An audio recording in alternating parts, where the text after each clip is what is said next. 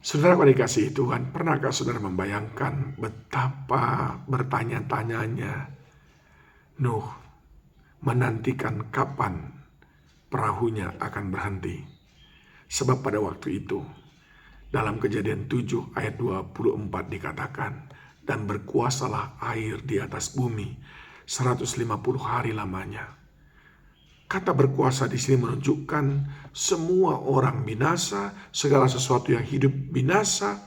Ayat 22 dikatakan, matilah segala yang ada nafas hidup dalam hidungnya. Segala yang ada di darat, mati semuanya. Air sudah melewati gunung-gunung. Air sudah melewati tempat yang paling tinggi sekalipun. Semuanya sudah diselimuti oleh air. Sementara kapal Nuh terus terombang-ambing. Kalau saudara pernah berlayar, saudara akan tahu betapa jenuhnya. Hanya sejauh macam memandang, hanya melihat air. 2-3 hari kita berlayar, langsung kita bertanya-tanya, masih jauhkah daratan? Tapi Nuh 150 hari atau 5 bulan dia sudah berlayar, tidak mendapatkan tanda apa-apa. Mungkin dia sudah bertanya-tanya, adakah Tuhan lupa kepadaku? Atau dia mungkin bertanya-tanya, atau jangan-jangan ini adalah cara Tuhan membinasakan aku.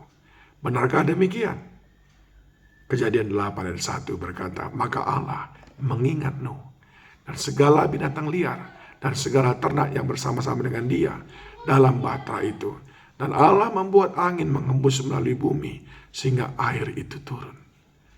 Yang pertama, saudaraku, saat kita dalam penantian panjang, menantikan kepastian dari Tuhan, menantikan pertolongan dari Tuhan, dalam hati bertanya-tanya, kapan pergumulanku selesai? Adakah Tuhan ingat aku? Adakah Tuhan sayang kepadaku?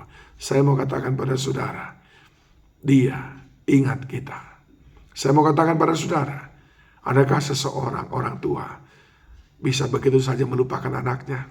Adakah seseorang bisa melupakan begitu saja yang paling berharga dalam hidupnya? Saudara dan saya adalah anaknya. Saudara dan saya adalah paling berharga di matanya.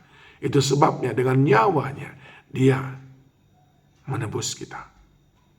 Tuhan ingat kita. Tuhan tidak melupakan kita. Tidak berarti kalau sudah sekian lama kita menantikan pertolongannya, lalu kita berhak mengatakan Tuhan sudah melupakan kita. Tidak.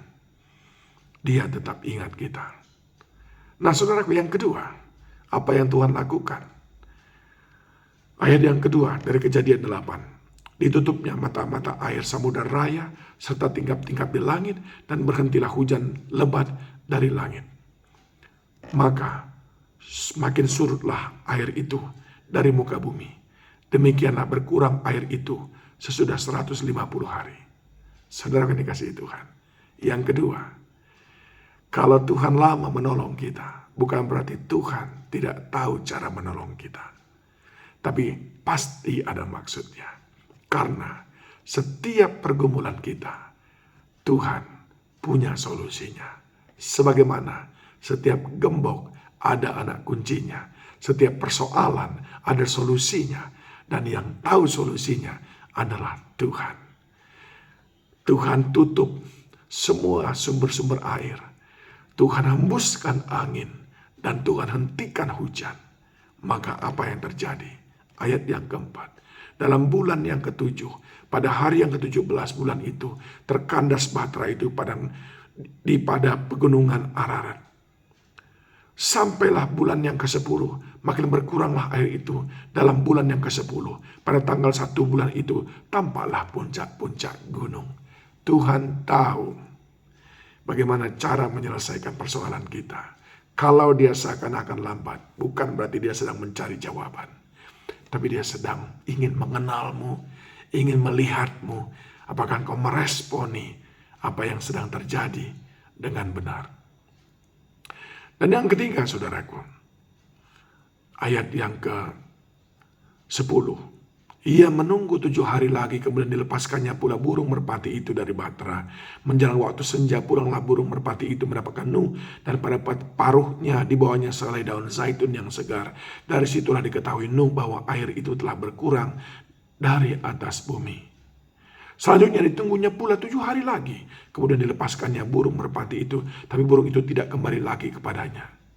Dalam tahun ke-601, dalam bulan pertama, pada tanggal 1 bulan itu, sudahlah kering air di atas, air itu dari atas bumi. Kemudian Nuh membuka tutup bahtera itu dan melihat-lihat, ternyata muka bumi sudah mulai kering.